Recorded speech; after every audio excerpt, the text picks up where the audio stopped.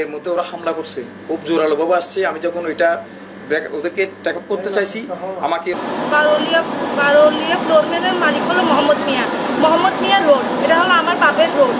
আমার 4 ভাইয়ের উপর সালাউদ্দিন মাজিদ ছিলেন একটা লেবার আমাদের একটা পানের দোকান নিয়েছিল। পানের দোকানটা নিয়ে আমার ভাইদেরকে মামা করে সে এখানে স্থান করে আমাদের ভাড়াতে থাকতো 3000 টাকা দামের ভাড়াতে। সে আমাদের পাশে একটা জায়গা দখল করে জায়গা সেই নিয়ে ফিটমেল করে আমার ভাইয়েরা আবর্জনা যে অবৈধ ফিটমেল অখাদ্য মিলটা করছে। যখন আমার ভাইয়েরা যখন বাধা দেয়, 4 ভাইকে খুব অত্যাচার মামলা দিয়ে খুব অত্যাচার আমার বাবাকে সহ ডাকাতের চোরের 5টি মামলা দিতে, চাঁদাবাজির মামলা। আমরা ওটার বিচার চাই, সুষ্ঠু বিচার চাই। আগের যে আওয়ামী লীগের সরকার ছিল সে ওই পাওয়ার খাটিয়ে নেতা কেতা দিয়ে আমাদেরকে খুব অত্যাচার করেছে। ইভেন কি পুলিশে আমার হাজব্যান্ড পুলিশ ইন্সপেক্টর, আমার হাজব্যান্ডকে নিয়ে বাকুলিয়া থানায় গিয়েছি, এই বিচার আমরা পাইনি। এসআই আমিরকে মিলে 4টা মামলা, এসআই আমির সবকিছু এসআই আমিরকে নিয়ে আমাদেরকে হয়রানি করেছে। ওসিকে হাতে রাখতো, ওসিকে হাতে রাখতো, সে ওসিকে মুখ বন্ধ রাখতো টাকা দিয়ে সে চাকতেই। এখানে সব ভাড়াটিদেরকে মুখ বন্ধ রাখছে, সব ভাড়াটিদেরকে মুখ বন্ধ রাখছে। তারা তো পেটে খাটে মানুষ, খেয়ে চলে, ওদেরকে কিছু টাকা দিয়ে তারা মুখ বন্ধ, তারা কিছুই বলতে পারে না। কেন সালাউদ্দিন মাঝি এখানে রাজ করতেছে, তার ছেলে সোহাগ এখানে যেন কিং হয়েছে। আমাদের দেশ স্বাধীন হওয়ার পর 5 অগস্ট আমাদের দেশ স্বাধীন হয়েছে। 7 অগস্ট আমার মা ভাই বোন আমরা সবাই ছিলাম আমাদের ফ্যাক্টরিতে, আমরা ভিজিট করতে আসছি। ওইখানে আমার কাছে সাব্বির ট্রেডিং এর সাব্বিরের 4টা মোবাইল আমার ভাইদের সহ নিয়ে টেনে মেরে ওরা বলতেছে অফিস থেকে 2 লাখ টাকা ক্যাশ নিয়ে ওরা বলতেছে এখানে মানে অত্যাচার করতেছে, আমাদের গাড়ি ভাঙচুর করে। আমাদের পানের দোকানটা আমরা নিয়ে বলছে আমাদের পানের দোকান এগ্রিমেন্ট শেষ, আমাদেরকে বুঝিয়ে দাও, আমাদের থেকে তোমাদেরকে লাগবে না, তুমি চলে যাও, তোমার মতন তুমি তোমার বাড়ি না। সে দখল করে, সে বলতেছে না মানে সে রাজ করবে, খারাপ মানুষ আনবে, সে রাজ করবে। এখানে ফিটমেলের এখানে সব আমরা প্রশাসনের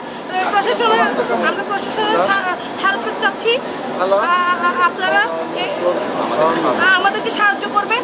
আর ও সব মাদকের সাথে জড়িত আছে, সে ফ্যাক্টরি বন্ধ করতে চাই আমরা। ও মাদককে নিয়ে সবকিছু কাজ করে, রাতের অন্ধকারে তার অফিস ফ্যাক্টরি চলে, তার ফ্যাক্টরি ডেলিভারি ট্রাকের ডেলিভারি লোড হয়, আনলোড রাতের অন্ধকারে, সে রাতে কাজ করবে। এটি 77 আমাদের ফ্লোরমেলটা ইয়ে হয়, হয়। এই 77 থেকে এই পর্যন্ত আমরা রান করে যাচ্ছি। এটা আমাদের ফ্যাক্টরি, বাবা করে গেছে, এখন আমরা নিজেরাই করে যাচ্ছি। আমরা 4 ভাই, আমরা এখন দেখাশোনা মতো আমরা করে যাচ্ছি। এর মাঝখানে সালাউদ্দিন মাঝি বলে একটা নাম, সালাউদ্দিন মাঝি হিসেবে মাঝি লেবারে কাজ করতো, করার মাধ্যমে এখন তো অনেক মাঝি মানুষ কাজ করে। ও আমাদের পরিবারের সাথে একটা সম্পর্ক রাখছে মাঝির হিসাবে, ওকে আমরা ভালো চোখে দেখতাম। ভালো চোখে দেখাতেও আমাদের একটা পানের দোকান নেই, আমাদের বিল্ডিংয়ের সামনের বিল্ডিংয়ের নিচের তলা থেকে একটা দোকান নেই। দোকানটা চালাইতে এর পরবর্তীতে গিয়ে ও আমাদের পিছনে আমাদের বিল্ডিংয়ের মেলের দক্ষিণ পাশ দিয়ে পিছনে ব্যাক সাইডে একটা অখাদ্য ফ্যাক্টরি করে, এই দখলকৃত জায়গার মধ্যে অখাদ্য ফিটমেল করে। ও ফিটমেলে যেগুলো মানুষ মানে অসুস্থ হয়ে যায়, স্বাস্থ্য ঝুঁকি, এই খাবারগুলো পরিবেশ নষ্ট হয়ে যায়, এগুলো সৃষ্টি করতেছে ভীষণ দূষণ। আমরা অফিসে আসতে পারি না, আমাদের পানিপত্র আসে না, এবং আমরা ডিস্ট্রিবিউট খাদ্য নিয়ন্ত্রণ তো আমাদের ফ্লোরম্যান এখন ম্যাডাম আসছিল, ডিস্ট্রিবিউট আমাদের ডিসি ম্যাডাম আসছিল, ডিসি ম্যাডাম এসে মতো এখানে অবস্থা খুব খারাপ হয়ে গেছে। উনি বলতে এখানে কী চলতেছে, উনি অলরেডি পরিবেশকে ওটা নক দিয়েছিল হিল্লুল সাহেবকে।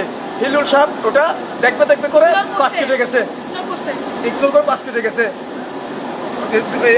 আমাদের বর্তমান যে ম্যাডাম আছে, ম্যাডাম অনেকবার হিল্লুলকে দুবার লক করছিল, বলছে বারোলিয়া ফ্লোরমেলের পাশে যে অবৈধ কারখানা চলতেছে, আপনার স্টেপ দিচ্ছেন না কেন? বলছে আমরা দেখতেছি বলে কনভিন্সড, কোনো সংস্কার হয়নি। আমরা চাই এই বেজালকাত্ব থেকে মুক্ত থাকার জন্য মানুষ যেন সুস্থ থাকে, পরিবেশ যেন সুস্থ থাকে, মানুষ এই 2 নম্বরের অবৈধ খাদ্য থেকে আমরা সব মুক্তি চাই।